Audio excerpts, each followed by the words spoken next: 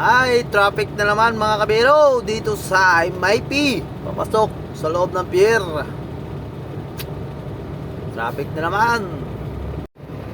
Kabiyahero, welcome to my YouTube channel. At baka hindi ka pa nakapag-subscribe sa aking YouTube channel, please subscribe.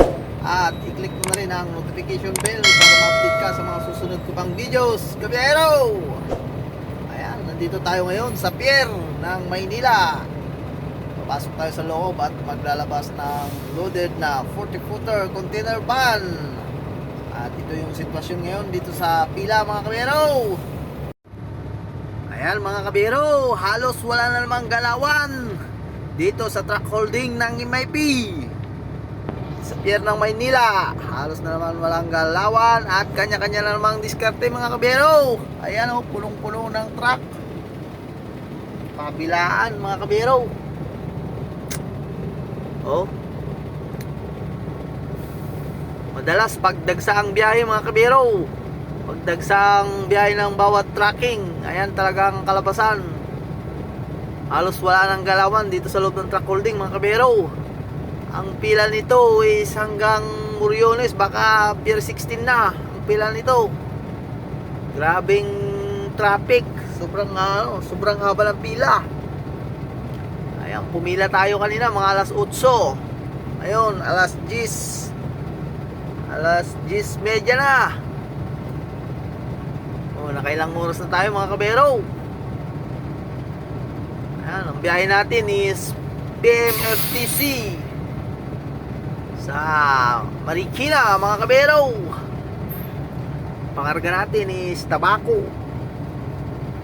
Ayan, unti-unting umusad na mga kabiro. Kaso, 2 hakbang, 3 hakbang lang umusad. May mga kasamaan pa tayo sa harapan mga kabiro. 3 pa yata yung nakikita kong kasamaan dito eh. Ayan o, yung isa o. Ayan, yung isa o. Yung isa dito, natakpan. Yung isa naman, nandoon, natakpan din. Banda doon. Ganyan talaga ang buhay namin mga kabiro. Buhay trucking dito sa pier. Dito tayo ngayon sa truck holding ng MIP. Ayan o, pag umusad 2 hakbang lang. Grabe. Kaya dapat bigayan mga kabero. Kanya-kanyang diskarte, pero sana bigayan tayo para iwas tayo sa abala mga kabero. Kasi pag nagkasagihan tayo rin ang matatagalan, maabala tayo sa ating mga tabs. Update ko na lang kayo mamaya mga kabero pag nakapasok na tayo sa loob. A few moments later. Ayan mga kabero, nakapasok na rin tayo sa loob sa wakas. Nakapasok na tayo sa loob ng pier mga kabero. Ayan, natin papakita ko sa inyo yung tagabuhat ng container mga kabero. Ayan, meron pang safety dumaan. Ayan, nandito na tayo sa loob ng pier mga kabero. Oh, diba? Nakalagpas din tayo sa sobrang traffic sa labas ng truck holding. Ayan, nakapila tayo sa papatungal mga kabero. Kaya tayo na lang tayo sa taga-karga. Update ko na lang kayo mamaya mga kabero. Maraming salamat. Yun nga mga kabero, nasa loob nga tayo ng pier. Kaso nilagpasan naman tayo ng tagabuhat. Ano ba yan, balay? Ayaw mo ba akong kargahan? Grabe ka naman, nilagpasan mo pa ako. Ayun o, nilagpasan tayo ng operator. Ayan, sige, antayin na lang uli natin mga kabero.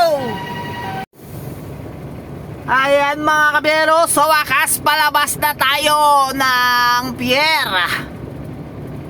Palabas na tayo mga kabero. Ayan, update na lang mamaya mga kabero. Magpapakabit pa ako ng GPS mamaya paglabas ko nito. Update ko kayo mamaya sa kabitan ng GPS mga kabero.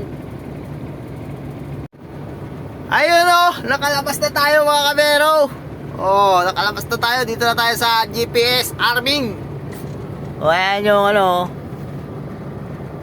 Manila International Container Terminal. Yan yung labasan mga kabero. labasan dito sa loob ng pier. Dito na pala tayo sa labas mga kabero, sa may tabing dagat. Ayan o, ganda ng dagat mga kabero. Ayan, mag-GPS tayo mga kabero, katulad nyan o. Kailangan yan, hindi ka pwedeng hindi ka magpakabit yan. 30 mil yan mga kabero. So hanggang dito na lang tong video to mga kabero. Kung hindi ka pa nag-subscribe sa aking YouTube channel, please subscribe at i-click mo na rin ang notification bell para ma-update ka sa mga susunod ko pang video, kabiyahero.